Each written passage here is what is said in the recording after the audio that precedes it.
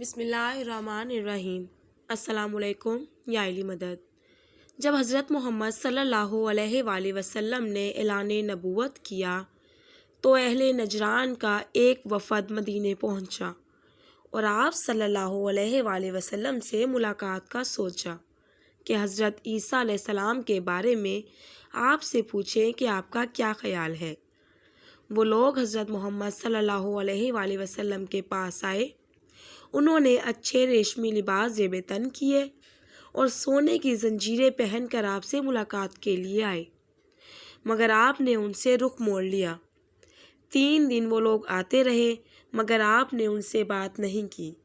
انہوں نے لوگوں سے کہا کہ تمہارا نبی کیسا ہے جو سیدھے منہ بات نہیں کرتا۔ پھر حضرت سلمان فارسی جو منا اہل بیت کے درجے پر فائز ہیں، انہوں نے کہا کہ رسول سادگی پسند ہے، تم لوگ سادہ لباس پہن کر آؤ، اور سونا مرد پر حرام ہے، یہ سونے کی زنجیریں اتار دو، پھر وہ تم سے بات کریں گے۔ اس طرح وہ لوگ سادہ لباس پہن کر آئے اور کہا کہ ہم اسلام کی شہرت دیکھ کر آپ کے پاس آئے ہیں، آپ سے چند سوال ہیں کہ آپ کا حضرت عیسیٰ کے بارے میں کیا خیال ہے۔ آپ صلی اللہ علیہ وآلہ وسلم نے فرمایا کہ عیسیٰ اللہ کا نبی ہے، عیسیٰ آیت اللہ ہے، عیسیٰ بطول زادہ ہے۔ انہوں نے کہا کہ اور اس کے علاوہ؟ تو آپ نے کہا کہ اس کے علاوہ کچھ نہیں۔ کہا کہ ہمارا ایمان یہ ہے کہ عیسیٰ اللہ کا بیٹا ہے۔ آپ صلی اللہ علیہ وآلہ وسلم نے فرمایا کہ اس کی کیا دلیل ہے؟ کہا کہ وہ بن باپ کے دنیا میں آیا ہے۔ تو آپ صلی اللہ علیہ وآلہ وسلم نے فرمایا کہ بن باپ کے تو آدم بھی اس دنیا میں آئے ہیں، تو پھر اللہ کا بیٹا آدم بھی ہے۔ انہوں نے کہا کہ مگر ہم نہیں مانتے، ہم عیسیٰ کو اللہ کا بیٹا مانتے ہیں۔ وہ روز آتے اور بحث کرتے کہ ایک مرتبہ آیت نازل ہوئی کہ اے رسول ان سے کہہ دیجئے کہ تم اپنے بیٹوں کو لاؤ، ہم اپنے بیٹوں کو لاتے ہیں، تم اپنے نفسوں کو لاؤ، ہم اپنے نفسوں کو لاتے ہیں، تم اپنی عورتوں کو لاؤ، ہم اپنی عورتوں کو لاتے ہیں، اور جھوٹوں پر خدا کی لعنت ہوگی، یعنی مباہلہ کرتے ہیں۔ اور پھر 24 ذی الحج کو دنیا انتظار میں تھی کہ رسول کسے لے کر جائیں گے۔ پیغمبر نے سلمان فارسی سے کہا کہ سلمان اس مقام پر کچھ اہتمام کر دو۔ حضرت سلمان نے وہاں سرخ قالین بچھائے کیونکہ وہ جانتے تھے کہ رسول کے ساتھ کون کون جانے والا ہے، رسول کے نفس کون ہے۔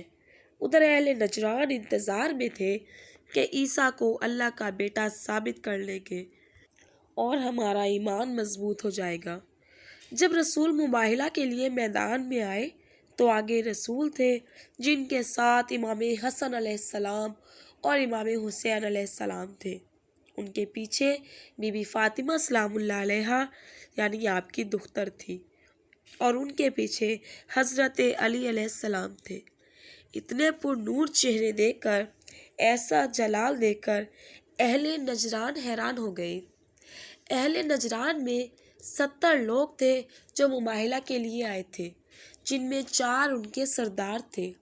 جب ان لوگوں نے رسول کے ساتھ ان لوگوں کو آتے دیکھا تو ایک سردار نے کہا کہ جو آ رہے ہیں ان سے جنگ مت کرنا، ان سے مباہلہ مت کرنا، کیونکہ میں ان کے چہرے دیکھ رہا ہوں کہ اگر یہ پہاڑ کو اجازت دے تو وہ بھی اپنی جگہ سے ہل جائے گا، اور اگر عیسائی ان کے مقابلے میں آ گئے اور اگر انہوں نے بد دعا کر دی تو قیامت تک عیسائی مسخ ہو جائیں گے۔ اہل نجران نے کہا کہ اے رسول ہم مباہلہ نہیں کرنا چاہتے، تم جیت گئے ہو اور ہم پر لعنت مت کرنا۔ یہ واحد جنگ ہے مباہلہ کی کہ جس میں اہل بیت علیہ السلام تلواروں، نیزوں اور جنگ سے نہیں جیتے بلکہ بی بی فاطمہ کی دعا سے اور اپنے الفاظ کی سچائی اور اپنے چہرے کے جلال کی وجہ سے جیتے ہیں۔ اسی لیے اس مباہلے کے دن کو عید مباہلہ کہا جاتا ہے، جو اہل تشیع میں شوق سے منایا جاتا ہے۔ اللہم صلی علی محمد و آل محمد۔